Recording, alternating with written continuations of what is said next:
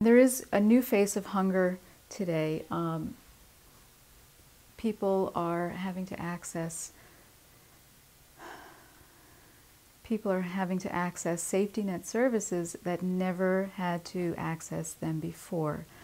The county has lost a lot of jobs. A lot of people are out of work. A lot of people are unemployed, underemployed, and prices are rising. The cost of food has risen 4% in the last month alone, and it's going to continue to rise. So homeowners are coming to food pantries.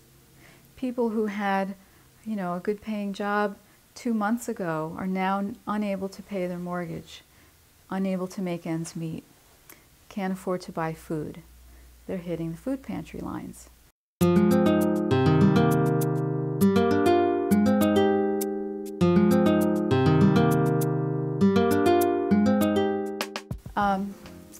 There was no really cohesive effort to feed people in the city of Peekskill before Fred's Pantry. There are a handful of other smaller food pantries, but nothing to the scale of Fred's.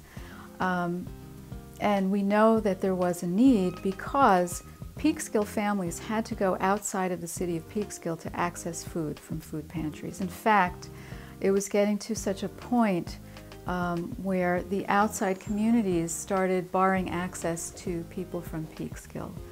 And probably the most disconcerting thing to me when I first moved to Peekskill is that when people would stop at my door at the church office and ask for food or ask for a food pantry, I didn't have a place that I could tell them every single day where to go.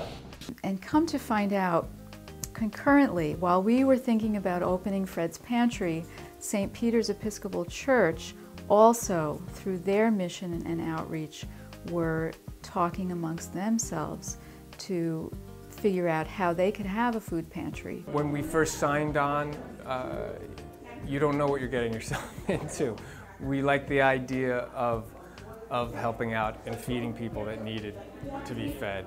We had no idea what running a pantry would be like, and being involved with one would be like. So it's been quite a learning experience, I think, for everybody involved.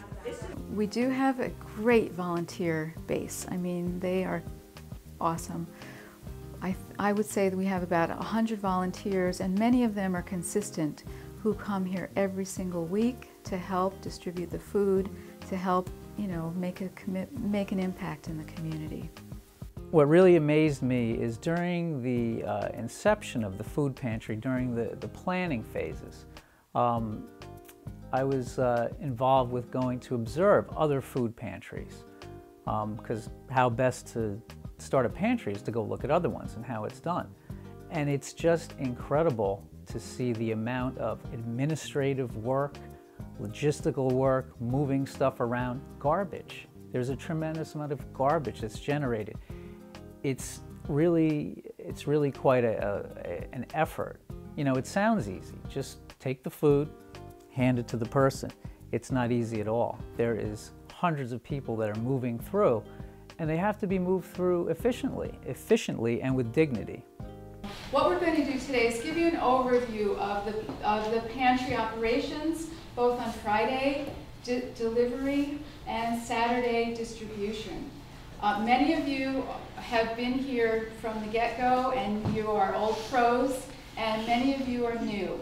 So we're going to sort of cross-train and team you up with a buddy, and by the time you leave here today, you're going to know, you're going to be an expert. You will know exactly what to do when it's needed.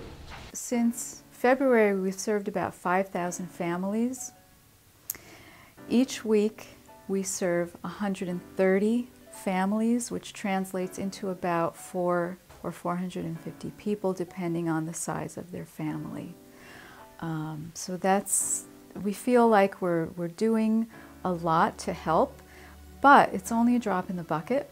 There are a lot of families out there who are hungry and who are beginning to access food pantries, and I really feel like we've just kind of hit the tip of the iceberg, and there will be many more families coming down in the future.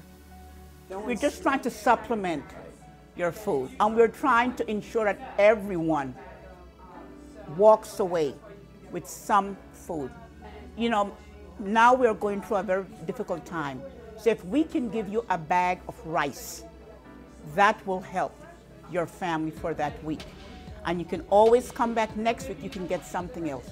So all we're trying to do is provide something, a little help for you, but we're not trying to feed your whole family.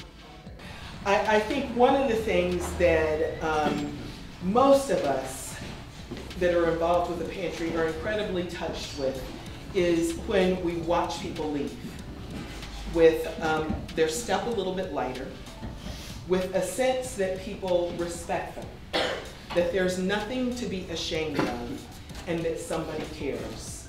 You know, I was actually staying at Jeanne Shelter for about 2.5 years. You know, it's been a difficult road, you know, but other than that, you know, every chance I get, I give back to the community. Mrs. Blum, anytime she needs help at Jeanne or Fred's Pantry, you know, I try to make myself available. It's really just great to be helping, and that's really the bottom line, is just to be helping. Because we all need help, let's face it. What I take away with me every week is that it could be me someday, and I just want to be here to, you know, do what I can to help everyone. I'm here every week, and I will continue to be here every week until, you know, things change. So I think it's going to be a long time. So if you're interested in coming down, we're here every Saturday from 9:30 to 11, and we would welcome you.